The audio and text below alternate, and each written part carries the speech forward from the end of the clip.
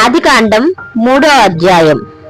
దేవుడైన యెహోవా చేసిన సమస్త భూజంతువుల్లో సర్పం యుక్తి గలదై ఉండెను. అది ఆ స్త్రీతో, ఇది నిజమా? ఈ తోట చెట్లలో దేని ఫలమైనను మీరు తినకూడదని దేవుడు చెప్పినా అని అడిగెను. అందుకు స్త్రీ, ఈ తోట చెట్టు ఫలములను మేము తినవచ్చును. అయితే తోట మధ్యనున్న చెట్టు ఫలముల గురించి దేవుడు మీరు చావకుండినట్లు వాటిని తినకూడదని వాటిని ముట్టుకోకూడదని చెప్పినని సర్పముతో అనెను. అందుకు సర్పం, మీరు చావనే చావరు. ఎలా అనగా, మీరు వాటిని తిన్న దినమున మీ కన్నులు తెరవబడును, మీరు మంచి చెడులను ఎరిగిన వారై దేవతల వలె ఉందురని దేవునికి తెలియనని స్త్రీతో చెప్పగా, స్త్రీ ఆ వృక్షము ఆహారమునకు మంచిదైనయు కన్నులకు అందమైనది వివేకమిచ్చు రమ్యమైనది ఉండుట చూచినప్పుడు ఆమె దాని ఫలముల్లో కొన్ని తీసుకొని తిని తనతో పాటు తన భర్తకు ఇచ్చెను.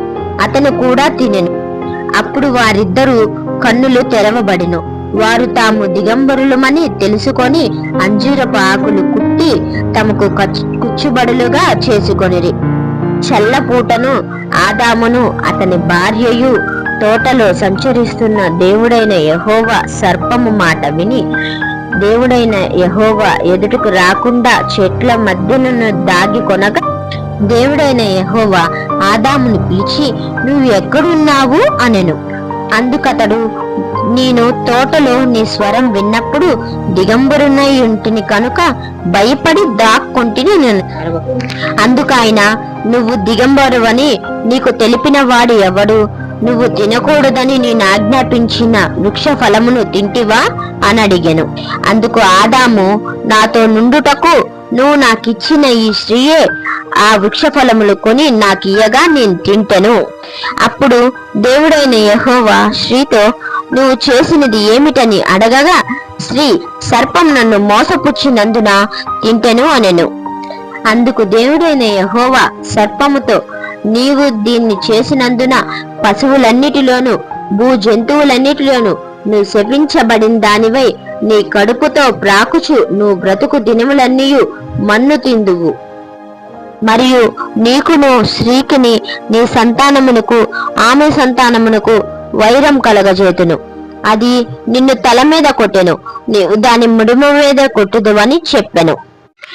ఆయన స్త్రీతో, నువ్వు ప్రసవం నీ గర్భవేదన నిన్ను మిక్కిలి హెచ్చించును, వేదనతో నువ్వు పిల్లల్ని కందువు, నీ భర్త నీ ఎడల వాంఛ కలుగును, అతడు నిన్ను ఏలువని చెప్పెను.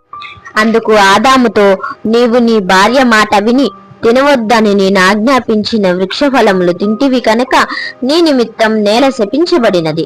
ప్రయాసతో నీవు బ్రతుకు దినములన్నీ దాని పంట తిందువు. అది ముండ్ల తుప్పులను గచ్చ పొదలను నీవు మొలిపించెదవు, పొలముల్లోని పంట తిందువు. నీవు నేలకు తిరిగి చేరు వరకు నీ ముఖపు చెమట కార్చి ఆహారం తిందువు. ఎలా అనగా, నువ్వు నేల నుండి తీయబడితివి, నీవు మన్నే కనుక తిరిగి మన్నైపోదు అని చెప్పెను. ఆదాము తన భార్యను హవ్వా అని పేరు పెట్టెను. ఎలా అనగా, ఆమె జీవం గల ప్రతి వానికిని తల్లి.